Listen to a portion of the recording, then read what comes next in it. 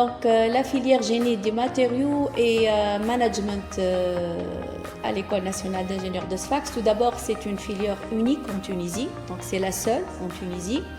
Et aussi, on peut dire que lorsqu'on parle de cette formation, on peut dire qu'on a donc on balance entre deux mondes, le monde technique où on parle de sciences des matériaux, tout type de matériaux confondus, et le côté management où on va orchestrer donc la fabrication de ces matériaux à grande échelle. En fait, les principaux objectifs de cette formation, en fait, c'est une formation généraliste où on forme les futurs ingénieurs à plusieurs disciplines qui correspondent à tout type de matériaux, que ce soit métallique, céramique, composite ou plastique, avec tout outil nécessaire comme la conception et la mise en œuvre d'un côté. De notre côté, on a tout ce qui est management industriel. Donc l'objectif, c'est de créer des ingénieurs généralistes qui peuvent toucher à plusieurs domaines à la fois. On crée un pont entre deux mondes, le monde scientifique et le monde du management. Donc on couple deux compétences à la fois qui sont très indispensables pour l'ingénieur. Tout ce qui est technique et tout ce qui touche la connaissance des matériaux, depuis leur structure fine jusqu'à leur mise en œuvre et leur caractérisation et tout ce qui est qualité. Et de l'autre côté, c'est le management pour donc bien maîtriser la mise en place de l'application de ces matériaux à grande échelle. Cette filière, bien qu'elle soit unique à Tunis ou peut-être n'est pas assez connue, mais je l'ai en tant que connaissance, elle est à l'étranger bien réputée. Donc le حظوظ, que ce soit pour la recherche ou la في سوق الشغل, ils sont très متوفرين بالباهي. Donc surtout à travers que ce soit une co-diplomation ou à travers des projets de fin d'études. Donc ceci, mis à part les multinationales qui sont de plus en plus présentes en Tunisie.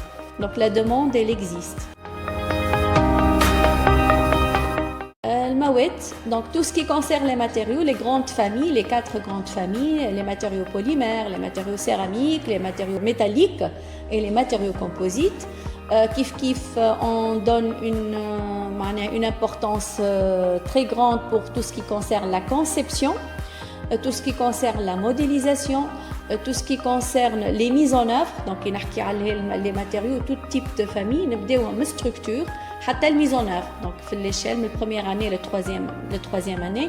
Donc on passe par toutes les étapes nécessaires. On a tout un volet pour le management, lean management de projet, tout ce qui est soft skills, qui est très intéressant pour les futurs ingénieurs.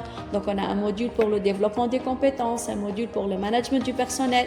On a plusieurs modules qui sont assurés par des experts, que ce soit des experts pour des sessions séparées ou des experts qui s'en chargent de tout un module comme le développement durable et la santé et sécurité au travail.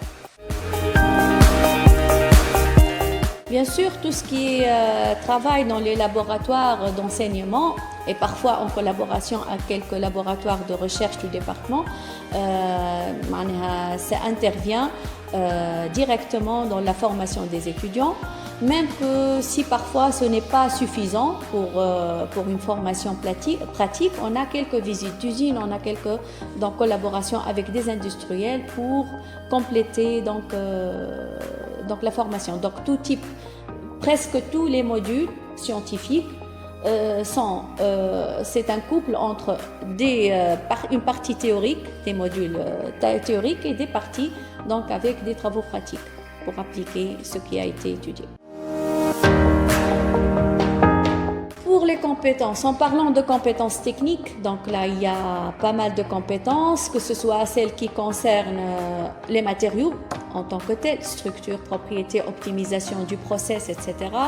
Des compétences dans la conception de moules, des compétences de choix de matériaux, des compétences de management aussi, donc que ce soit lean management ou la management de projet. Donc toutes ces compétences sont très importantes, à part les compétences humaines. Donc on parle de soft skills, comme je l'ai dit tout à l'heure. Donc on essaie de développer la compétence, lorsqu'on parle de connaissance, de développement de compétences, on commence par la connaissance de soi pour que chaque étudiant maîtrise ses points forts et ses points à développer dans sa personnalité, la communication, le management de l'équipe.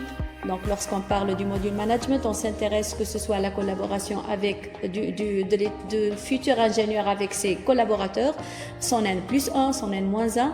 Donc, tout ceci, normalement, le futur ingénieur est bien préparé pour entamer sa carrière.